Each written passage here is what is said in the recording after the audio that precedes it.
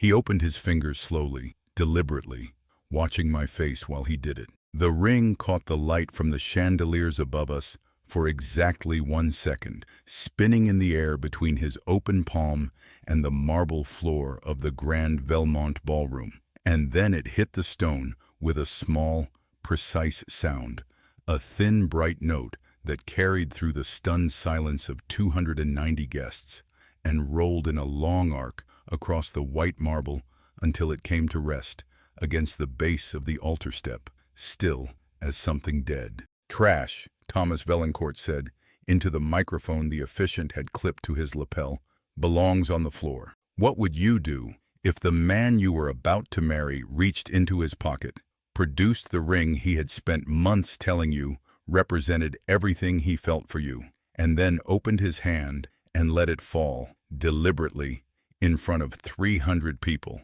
and told the room that you were trash? What would you do if he then turned his back on you, completely, at the altar, and kissed the heiress who had been seated in the front row the entire ceremony, while those 300 people watched, and some of them laughed? I did not bend to pick up the ring.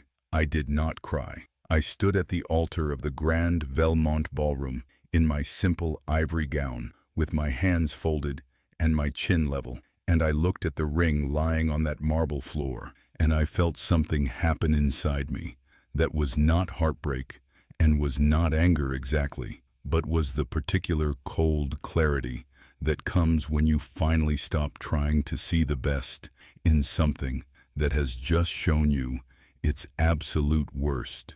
They had no idea, not Thomas Valancourt, not the heiress Claudine Beaumont, still warm from being kissed at someone else's altar, not his mother Estelle in the front row, with her hands clasped and her Chanel suit and her expression of radiant satisfaction, that in exactly 11 minutes, the Grand Belmont Hotel would be surrounded by 47 armored vehicles bearing the sovereign crest of the Varantian realm. They had no idea that the woman they had just publicly called trash was Her Imperial Highness Cécile Margot Varantia, granddaughter of Emperor Henri Varantia II, sovereign ruler of a nation whose treasury had not required outside financing in 400 years, and they had absolutely no idea that my grandfather was already in the building, and that he was angrier than I had ever seen him, and that he had already signed 3 documents before entering this room. Let me take you back 2.5 years to a woman named Cécile Marron.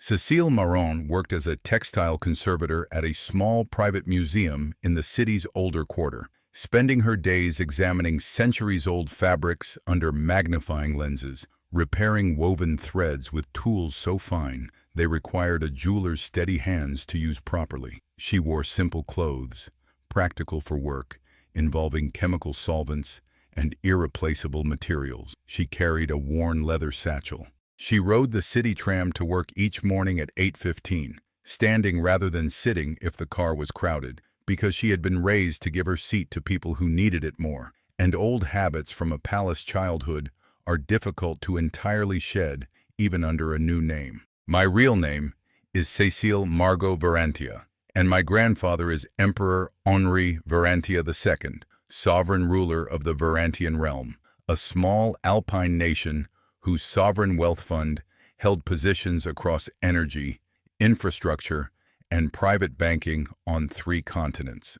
I had grown up understanding that my identity was the most valuable and most dangerous thing about me, not because I was particularly remarkable as a person, but because of what I represented and what could be acquired by attaching oneself to it. By 26, I had asked my grandfather for time away, not from duty, which I understood and accepted, but from the particular exhaustion of never knowing whether any affection offered to me was genuine or calculated. He granted me leave with the condition of a discreet security detail monitoring from a careful distance, and he held my hands before I left and told me that he hoped I would find what I was looking for, but that I should be careful and that he would be there the moment I needed him.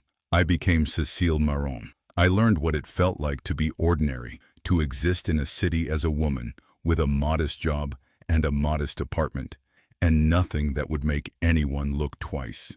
It was, in some ways, the greatest luxury I had ever experienced. I met Thomas Valancourt at a charity auction the museum organized for its conservation fund. He was there representing his family's commercial property development firm, dark-haired, quietly charming, and possessed of an attentiveness that felt, in those early months, entirely genuine. He asked thoughtful questions about my work and remembered the answers later. He proposed 18 months after our first meeting, on a quiet evening in my apartment, with a ring he told me he had thought about for 3 months before choosing, modest and simple, a thin band with a small stone, he said reminded him of my eyes.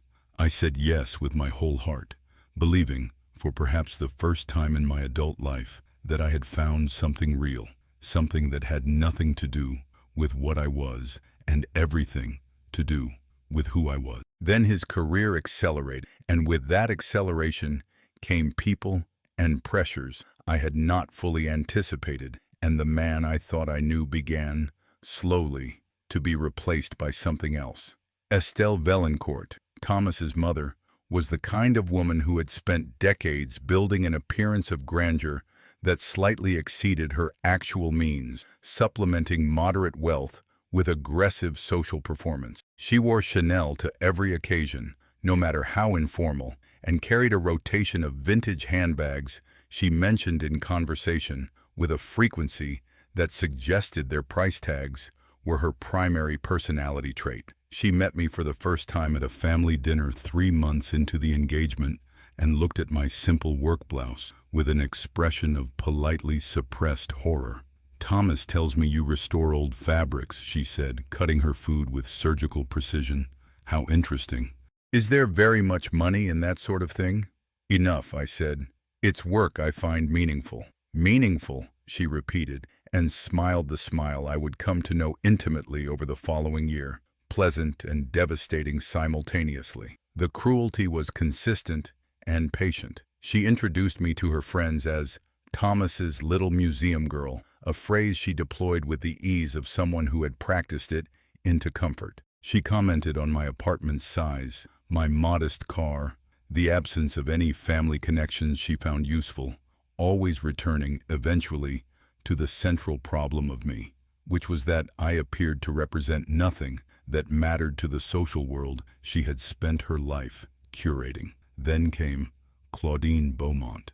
Claudine was the only daughter of the Beaumont Group, a luxury goods conglomerate whose presence on international fashion weeks and financial reports was roughly equivalent in reach. She was 28, auburn-haired, and moved through every room she entered with the composed assurance of someone who had never once doubted her own welcome. She had been introduced to Thomas through a potential development partnership between his firm and her family's commercial property portfolio, and within 6 weeks of that introduction, she was present at every social function that mattered to the Valancourt family. I watched it happen with the particular helplessness of someone who can see exactly what is occurring and cannot find a way to address it directly without appearing paranoid. Thomas attended events I was not invited to. He deferred conversations about our future with the language of a man managing a situation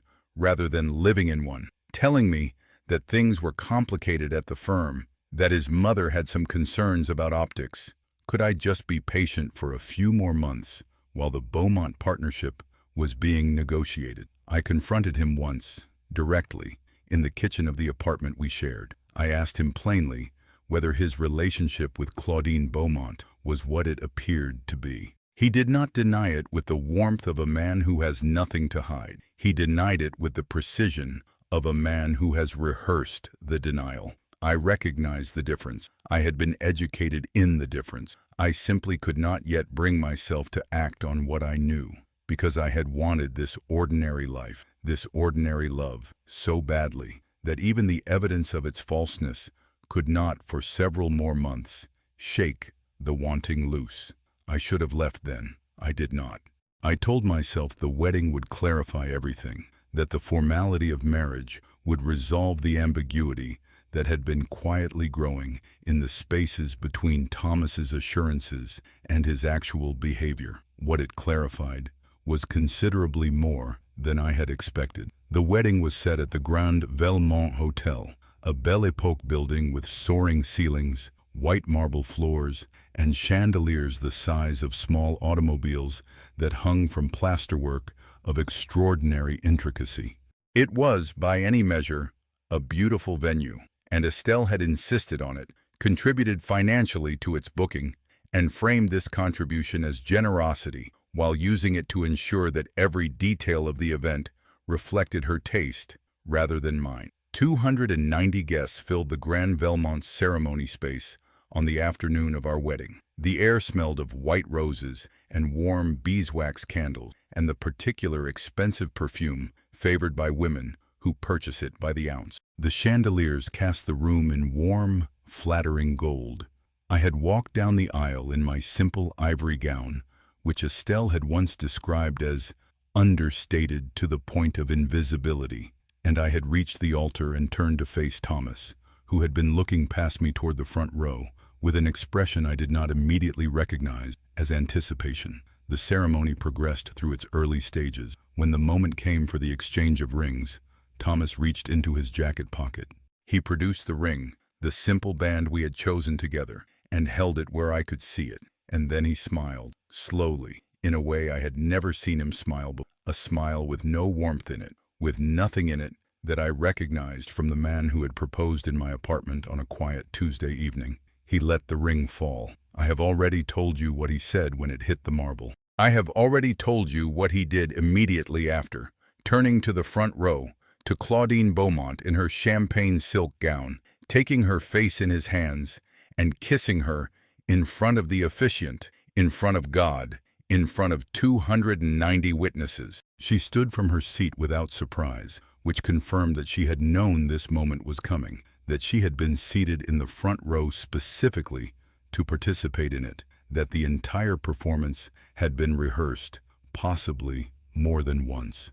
Estelle Valancourt rose from her seat beside Claudine's recently vacated one, smoothed her Chanel jacket with both hands, and said, loudly enough for the surrounding rows to hear clearly and deliberately, "Finally, a match worth making." Laughter rippled through pockets of the crowd, not universal, but audible, the particular cruel laughter of people who have decided, collectively, that a spectacle has been provided for their entertainment, and that watching it from a position of amused distance costs them nothing. Someone near the middle rows, a woman I did not recognize, leaned toward her companion and said, not quietly enough, did she really think this was going to work? A museum girl marrying into the Valancourt family? What was she bringing to that table? I looked at the ring on the marble floor. It had rolled to rest against the base of the altar step, catching the chandelier light in a small, steady glint. I had chosen that ring with him on a Tuesday afternoon in a quiet jeweler's shop where no one knew who I was, and the jeweler had treated us both with the same unhurried attention because we were simply two people choosing something they intended to last. I did not pick it up. I looked at it, and I looked at Thomas, and I looked at Claudine, and I looked at Estelle, and I felt the last thread of the ordinary life I had spent 2.5 years building pull loose and dissolve. I reached into the small clutch tucked against my side, the one Estelle had once described as sweet in a department store sort of way, and I withdrew a phone, black and unmarked, and I dialed. One ring. My grandfather answered on the first ring, as he always did when the call came from that particular number. "Grandfather," I said, and my voice was entirely steady, carrying clearly through the stunned murmuring of the crowd. He dropped the ring. "I think it is time." There was a pause, very brief, the pause of a man absorbing information and immediately determining the appropriate response. Then he said, with the controlled calm of a sovereign who has governed a nation through far more consequential crises than a ruined wedding, "I am already in the building, Cecile. I have been in the building for 20 minutes. I will be with you immediately." Confusion moved across the nearest faces. Thomas, who had pulled back from Claudine's kiss, looked at me with an expression of uncertain irritation. "Who was that?" "My grandfather," I said. "Your grandfather is dead," Thomas said. "You told me your family was gone." "I told you my family was complicated," I said. "You chose not to ask further questions. That was your decision." For the next several minutes, nothing obvious changed. Thomas's expression shifted through irritation and confusion. Claudine, still standing in the front row in her champagne silk, looked at me with the composed superiority of a woman who has won something and is waiting for the losing party to acknowledge it. Estelle had resumed her seat and was whispering something to the woman beside her, no doubt continuing to frame the morning's events as a satisfying conclusion to a problem she had worked to resolve for more than a year. Then the sound began. It came from outside first, low and building, the unmistakable rhythm of many heavy engines moving in coordinated formation, the specific frequency of armored vehicles moving in convoy. Through the Grand Velmont's tall, arched windows, guests seated nearest the glass could see headlights sweeping across the building's ornate, Belle Époque facade in precise, disciplined sequence. The sound grew until it could no longer be attributed to ordinary traffic, until several guests near the windows were turning in their seats, and then standing, and then the murmuring in the room shifted from social noise to something more uncertain and more alert. The Grand Velmont ceremony hall doors opened. Not the main entrance doors, not the side doors. Every door, simultaneously, pushed open from outside, and through each one came uniformed guards in the formal dress of the Varantian royal household, deep forest green with gold braid at the collar, white gloves on every pair of hands, moving into position along the room's perimeter with the fluid, utterly practiced discipline of soldiers for whom this type of arrival in this type of room was simply part of their professional routine. 40 of them, taking positions along every wall, flanking every exit, creating the specific, controlled atmosphere of a space that has been formally secured. Through the main entrance, walking at the measured, unhurried pace of a man who has spent 76 years moving through significant rooms and has never once adjusted his pace for anyone or anything within them, came Emperor Henri Varantia II. He was not in ceremonial robes. He wore a dark suit of impeccable tailoring, charcoal with a faint structure that communicated formality without decoration, and he walked past 290 guests who had gone completely silent with the decisive, unbothered stride of a man who has never in his life needed to announce his own authority because it has preceded him into every room he has ever entered. He reached the altar. He looked at the ring on the marble floor. He looked at my face. And he looked at Thomas Valancourt with an expression that made Thomas take an involuntary step backward before he had consciously decided to move. "You dropped my granddaughter's ring on this floor," the Emperor said, his voice filling the Grand Velmont's beautiful ceremony hall, without amplification, without effort, with the particular resonance of a man who has addressed heads of state in rooms larger than this one and has never once needed to repeat himself. "You called it trash. And then you turned your back on her." Thomas opened his mouth. "Do not speak," the Emperor said, and Thomas closed his mouth. One of the suited figures who had entered with the Emperor stepped forward. "Mr. Valancourt," he said, addressing Thomas directly with the formal, unhurried clarity of a man who delivers consequential information as a matter of professional routine. "The woman standing at this altar is Her Imperial Highness, Cécile Margot Varantia, heir apparent to the Varantian realm and granddaughter of the sovereign ruler currently addressing you. The ring you deliberately dropped on this floor 4 minutes ago is the property of the Imperial House of Varantia. Its placement on this floor constitutes a formal act of desecration against the imperial crown under Varantian sovereign law." Thomas made a sound. "The ring," the Emperor said quietly, into that sound, "will be retrieved from this floor. However, it will not be retrieved by my granddaughter or by any member of my household. You placed it there. You will retrieve it. You will do so on your knees, and you will place it on this altar step with both hands, and you will not rise until you have done so." The silence that followed was absolute. "That is an absurd request," Estelle said from her seat, and even as she said it, the quality of the room's silence seemed to shift, a collective attention turning toward her with the particular weight of a crowd that has just understood it is watching something very consequential happen to someone who does not yet fully understand that. "Mrs. Valancourt," the attorney said, turning to her with the same unhurried formality, "your family's property development firm operates under 3 construction licenses issued through a regulatory body that falls within the Varantian realm's treaty oversight jurisdiction. Those licenses are revoked as of this moment. Your firm's primary credit facility runs through a banking institution in which the Varantian Sovereign Wealth Fund holds a controlling interest. That facility is recalled in full, effective immediately. Your husband's personal investment accounts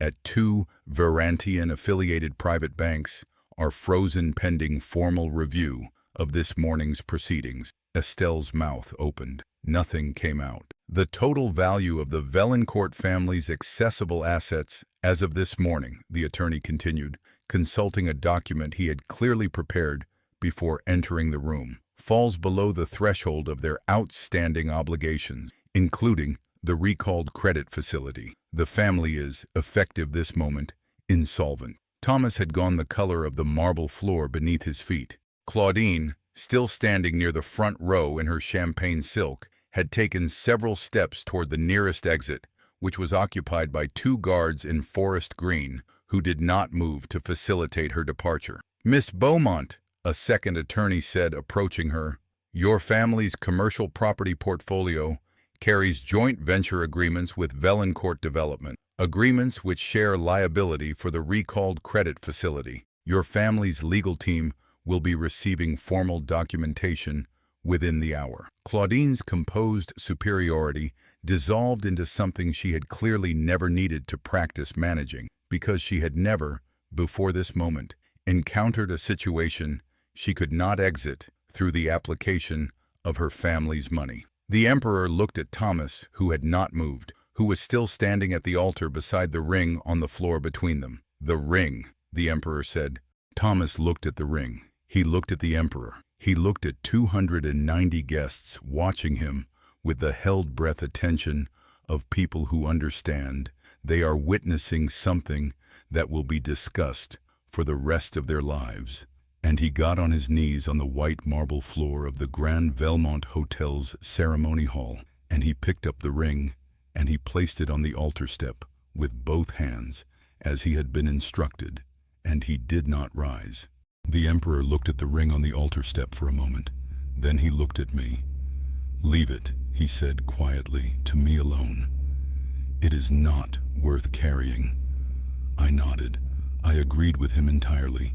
He offered his arm.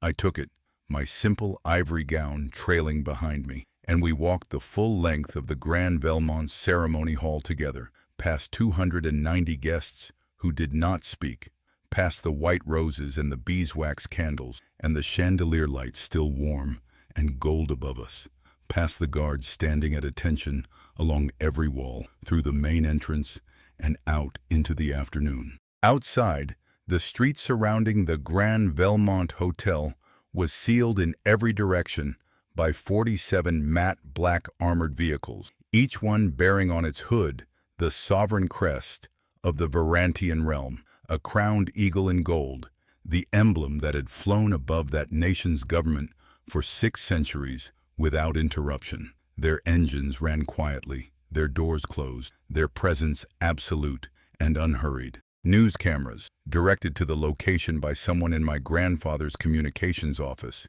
who had anticipated this outcome, were already capturing the convoy from the opposite pavement. I got into the lead vehicle. My grandfather got in beside me. The door closed, and everything inside the Grand Belmont Hotel, Thomas on his knees, Estelle with her frozen accounts and her Chanel suit and her revoked licenses, Claudine and her family's lawyers receiving documents they had not expected. All of it disappeared behind armored glass, with the clean finality of a chapter ending. The convoy moved. 47 vehicles, pulling away from the Grand Velmont in disciplined formation, leaving the street behind, with the absolute, unhurried certainty of things that have accomplished what they came for and have no remaining business with what they are leaving. Inside the vehicle, in the specific quiet of armored glass and good engineering, my grandfather sat across from me for a long moment without speaking. This was his way. He gave silence its proper room. "The ring," he said finally, "was a good ring." "Yes," I said. "I chose it myself." "You have good taste," he said. "You always have." I looked out the tinted window at the city moving past, the streets I had walked for 2.5 years as an ordinary woman, taking the tram, eating lunch alone on museum benches, living a life I had constructed to find out whether ordinary love was possible. It had not been possible with Thomas Valancourt, not because ordinariness was the wrong aspiration, but because Thomas Valancourt had never, not for a single day of the 2.5 years I had spent with him, been ordinary in the way that actually mattered. Ordinariness, I understood now, is not about money or position. It is about the choice to treat a person as a person rather than an acquisition or a placeholder. Thomas had never made that choice. He had been waiting the entire time for a better acquisition to become available. True power, I have learned across a lifetime, watching my grandfather govern a nation without raising his voice, does not need to compete. It does not need to argue, or announce, or perform. It stands at an altar while a ring falls on marble, and it waits, completely still, completely certain, until the people who dropped that ring understand, in full and irrevocable detail, exactly what they have done and what it has cost them. And then it walks out of the room without looking back.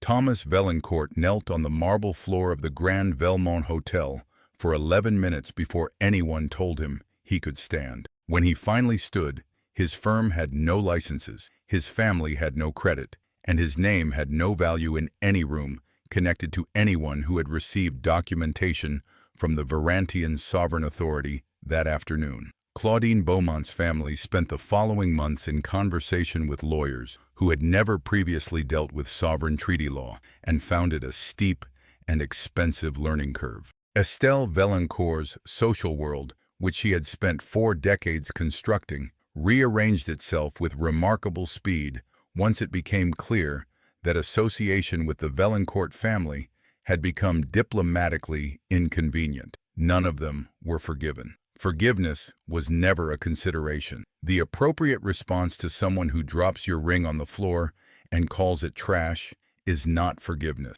It is the 47 armored vehicles that were already waiting outside the building. What did you think of this masterful revenge? Did Thomas Valancourt get exactly what he deserved for dropping that ring and calling it trash? If you loved watching arrogant families lose everything in a single afternoon, smash that like button, share this story with everyone you know who believes that real power needs no announcement, and subscribe to this channel so you never miss another story of karma delivered cold, precise, and absolutely without mercy.